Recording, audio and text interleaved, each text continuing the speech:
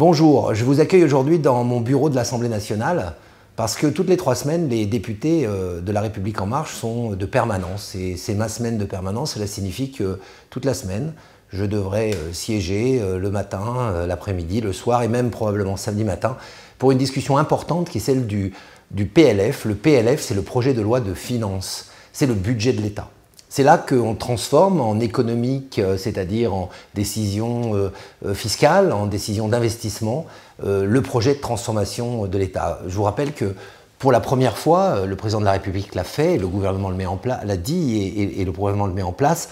Nous avons un plan sur 5 ans, un cap, avec un certain nombre d'étapes et une discussion budgétaire donc, qui a été globale et qui aujourd'hui se traduit dans ce qu'on appelle le plan de loi de finances 2018, celui de l'année prochaine. Alors, au-delà de ce travail législatif, il y a de très nombreuses discussions. Je fais désormais partie de la Commission des Affaires étrangères et nous avons eu une discussion très importante sur le budget de l'Europe. Budget de l'Europe dans lequel on a bien vu qu'il y avait 2 camps qui se séparaient. Monsieur Mélenchon, Madame Le Pen, Monsieur Dupont-Aignan sont intervenus dans cette commission, ils en font partie avec moi, et ont discuté de la souveraineté de la France par rapport à la souveraineté de l'Europe en clamant que nous dépensions 20 milliards pour l'Europe et n'en récoltions que 14 en retour, donc il en manquait 6. Ces 6, ce n'est pas une dépense, c'est un investissement sur l'Europe.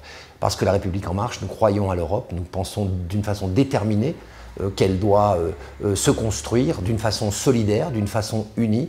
Donc parfois, il y a des pays qui doivent en supporter d'autres parce que l'Europe fait partie de l'avenir de la France qui n'a rien à voir ni avec notre souveraineté, ni avec la francophonie, ni avec l'avenir de notre pays, mais simplement avec sa capacité, dans une économie qui deviendra continentale, à se battre contre la Chine, les États-Unis ou l'Inde demain.